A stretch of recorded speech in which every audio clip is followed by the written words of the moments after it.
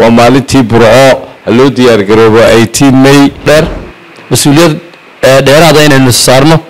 oo ka duwan gobolada kale kaalintii koowaad ee geli jirnay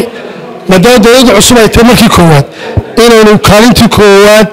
aynu ka galno oo la soo baxo anta waa maalinteennii baan leeyahay waa maalintii burco loo diyaar garoobo 18 May waxaan ilaashanaynaa nabadgelyada waxaan weyneynaynaa maalinta qaranka ayaan weyneynaynaa ninkii si qaldan u turjumayna naga daawaan leenahay dadku way dabaltageen waxaan uga hadlaynaa baac mushtariga ganacsatada qof walba waxaan leenahay meheradaada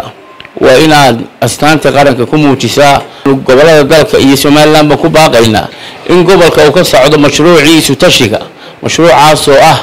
in gobolka laga sameeyo madxafkii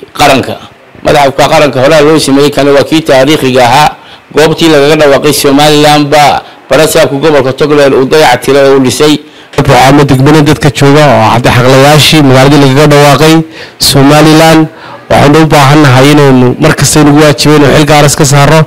soo bixitaanka iyo dabaaldegga iyo diyaar garowga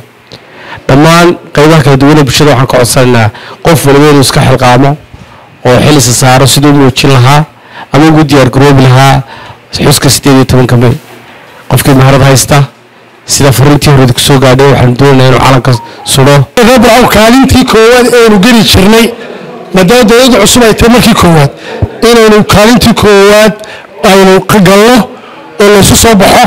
oo cid kasta gaarkeeda soo awaabusho walgeedii waa kooweeyaan qof kastana xil baa ka saaran qaybna nabadgelyada il dheeraada ku hayna hadii alla ilaa qodobka labaad ah diyaar garowga dhammaanteen gobolka Togdheer mas'uuliyad dheeraada inaynu saarno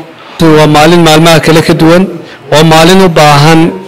in aqoon lagu saleeyo waa maalin taariikhi ah oo la doonayo wixii la soo maray in ummadda looga warramo kaliya ma aha in lagu sii daayo dumarkii iyo ciyaalka soo baxay laakiin dadka aqoonta u leenahay soo baxaan gobolka Togdheer waxaa lagu wargelinayaa ama lagu baraarujinayaa inay ilaalishadaan nabadgelyada Soomaaliland oo goob ganacsi haysta iyo mid kasto fagaaraha ama bartamaha magaalada degan ama koonaheeda deganba waxa lagu wargelinayaa inuu astaanta qaranka ka muujiyo waxa weeyaan gacmo wada jirada guul lagu gaaraa waxaan uga mahadcelinayaa barasaabka iyo ku-xigeenkiisa waxay noo diyaariyeen gurigii Soomaaliland oo laga dhawaaqay oo dhismihiisa socdo oo aynu habeenka xafladda ku xisi doono ganacsatada magaalada Burco waxaan leenahay meheradihiina iyo